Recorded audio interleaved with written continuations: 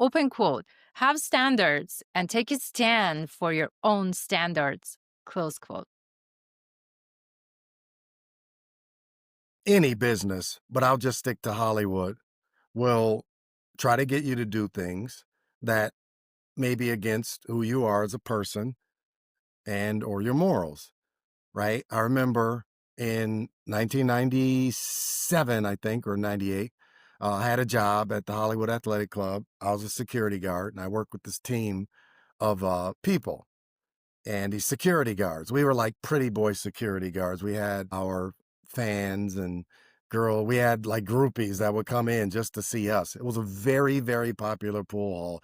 Anyone from Madonna to Tupac to Michael Jordan, a bunch of celebs would come in on particular nights to do their after parties and parties.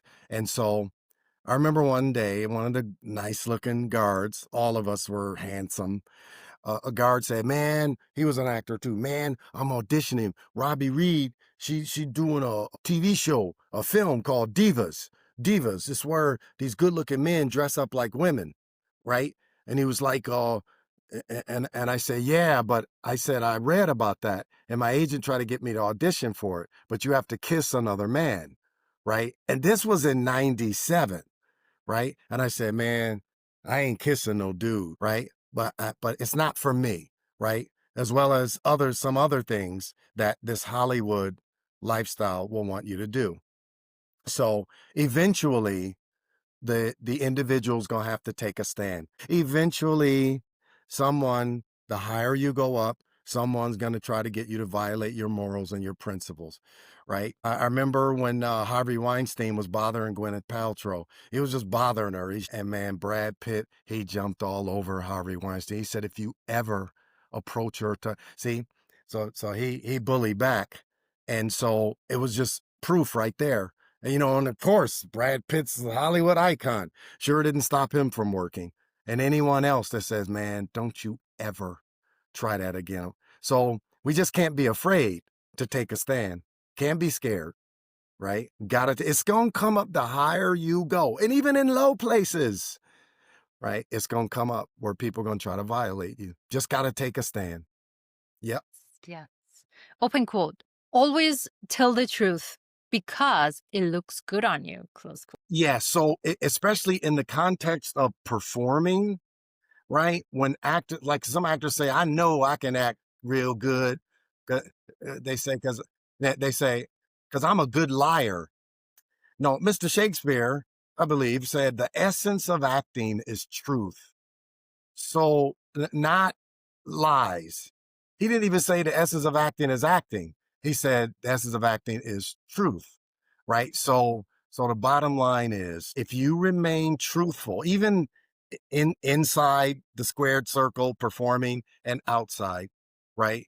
You usually end up on top. You're gonna end up on top anyway, because when it comes to you know truth and morality, it's like, I'm not violating my morals for this. You sleep better at night. And when you look in the mirror, you have a strong agreement with yourself that I don't care how big the paycheck or who likes me or who doesn't, I stand firm in my truth, right? As a performer, I stand true in it, right? And meaning, like, the truth of performing, one of the paramount cornerstones is vulnerability, being vulnerable, right? Letting you see right through me. Like the great Brene Brown says, vulnerability is the birthplace of all creativity, right? So it's in my personal life, if I'm truthful and honest, even in my personal life, as a performer, I'm going to be more truthful and honest. So if I say to my wife, "Honey, I don't like the way that looks on you.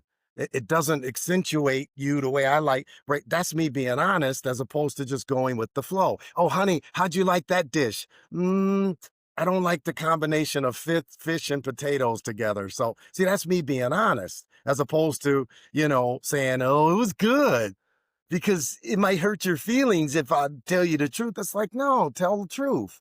If you're if someone exploits you for telling the truth, now that's another conversation we need to have. I'm going to have the freedom to be honest with you, tactfully. I'm not going to assault you, but I'm going to use proper judgment in being honest because who I my authenticity and vulnerability in my personal life is what I pour into my work. It doesn't come from an acting book. I don't care what method, Meisner method, theater class. No, it comes from how I live my personal life. I pour that strength, that life force into my work. Yes, it can't come from an acting book. The acting book is its guidelines. It's kind of, some cake batter and frosting on the cake. But the power of my work is how I live my personal life. The Your honest, being. yes, yep, yep. Very well said. How did you learn to talk yourself out of too much head work and into flow? Well, my life required time, like I have to take personal time. When I was in transition before I got married, I had a lot of time by myself, a lot of personal downtime where I was just alone. It wasn't isolation, it was solitude. And those are like two different things. And I got a chance to develop a great relationship with myself. So I was able to kind of, for lack of a better word, compartmentalize my personal development time and then my work time. Like I wanted to be present at all times, no matter where I was, right? So if I'm in my car doing my personal development training, because I used to drive a lot from Pasadena to my studio, right? Then that's my time. I'm not on the phone. I'm not doing something else or listening to music. And it's like, if I want to listen to music, there's a time for that. So I had to learn how to compartmentalize my activities so my brain doesn't start just frying out, right? Like all the time, everything's personal development. When I come home with my wife, some of the stuff I was learning, it's like at that point in our relationship, I couldn't share it with her. Because then sometimes when you're studying personal development and you start changing and your partner's not studying it with you, it can be seen as a weapon against them because your language starts changing. And then one of the first things they'll say is, oh, that's that personal development stuff, right? Because they don't understand it, right? And so it's like you kind of gradually, unleash, if you will, this person. You let them see the benefits of the personal development in your behaviors, not in just what you say, right? So you tend to life tends to unfold and in front of them, and then when you're studying personal development, it's supposed to be some positive change. So your partner begins to they like to see the direction. They begin to like the direction you're headed, and they're more willing to follow because it's not hurtful. It's not You're not studying something and now using it against me because maybe I'm not quite where you are in that compartment just yet. But you're pulling me and taking me with you, which I like where we're headed. We're headed north. Yep. Do you have a particular practice or ritual that keeps you grounded in life when life gets loud or chaotic? Well, number one, my faith, I'm a Christian, a believer in Jesus Christ. So, I go to Bible study, which is very important. I go to church on Sunday, right? And then we go to a new members. I'm not a new member, but we like this new members class. We go through every Sunday before church. So that's what grounds me, number one.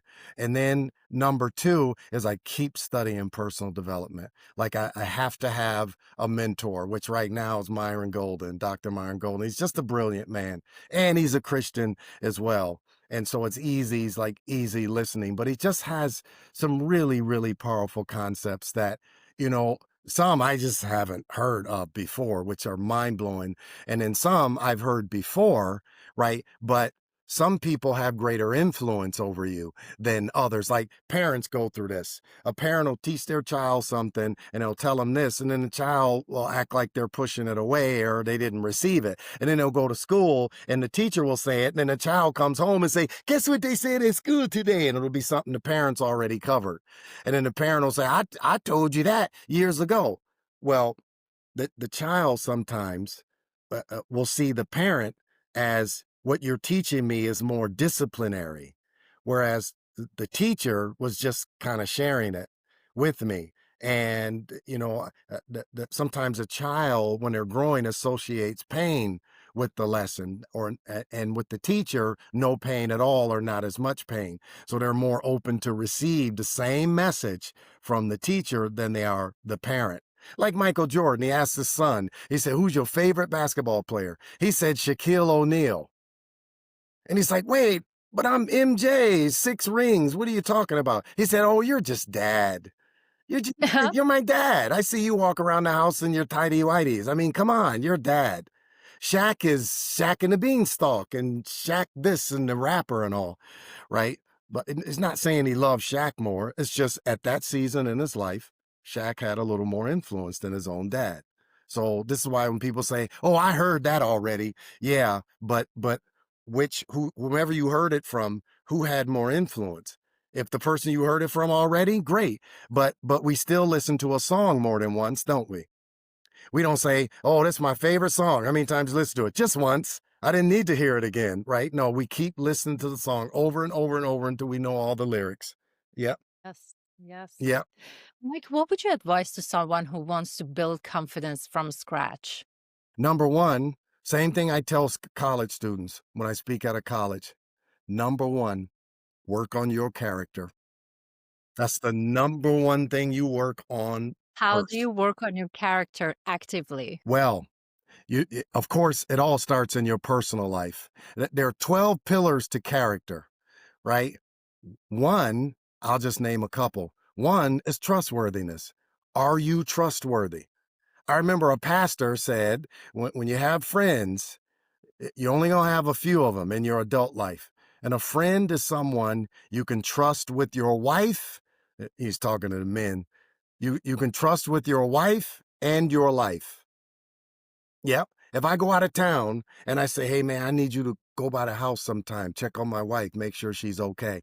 Can I trust him to do that without going behind my back? Yes. Okay, that's a friend. I mean, I really call them allies. To me, there's a difference between friends and allies, but that's a conversation for a different day, right? So it's trustworthiness, right? Am I here's another one. Am I kind? Right? Not nice, because nice people get used, right? Nice people get taken advantage of. But are you kind?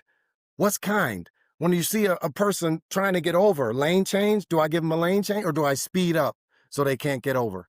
When I see the people trying to get on the elevator, do I just like COVID, do I just let the doors close in their face or do I press the arrows out so I can come in, right? Am I kind? Right?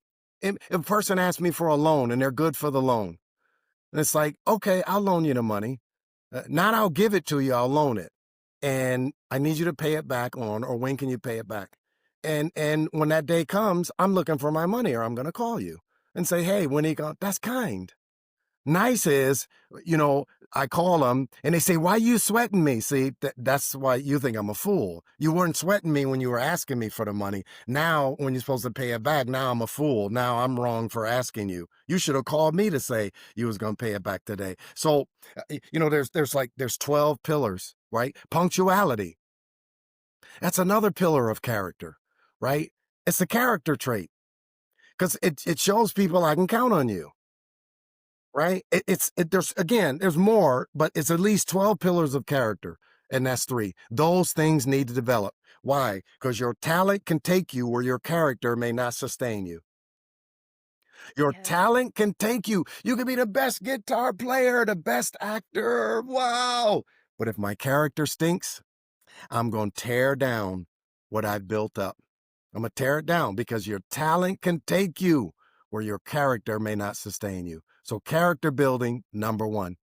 And once you begin to see, gosh, I'm kind, I'm trustworthy, I'm punctual, and you embrace all the other pillars, then our confidence begins to grow because we know we're an asset to humankind now. We're not takers only, we're givers, we're suppliers. Because I've developed myself into that kind of person. Not evolved, but developed. Yes. Yes. well, you answered last question too at the same time. Thank you so much, Mike. Yes. We are on time. It was such a pleasure having you on the show. You are welcome. Yes, you're absolutely welcome. I'd love to share. I'm so you know what? Before you invited me, I was going to ask you anyway. I was going to say, Hey. but you mentioned it in that first class or second. I was like, wow, she done already rolled, Shada already rolled out the red carpet. Wow. I love it. Yes, you This are is so welcome. well, I really hope that everybody who sees this episode, and actually it's gonna be a couple episodes, get yourselves into Mike's class because you will learn, you will teach the way of life. It's not just commercial. Absolutely. Yeah, visit a free Zoom class. I do several free Zoom classes every month. Visit heyisawyourcommercial.com and click on the free Zoom class link, and then I'll see you on the other side. Yes. And I see you soon, Mike, as well in our class. All righty. All right. Thank you again. Thank you for having me, Shada. Pleasure is all mine.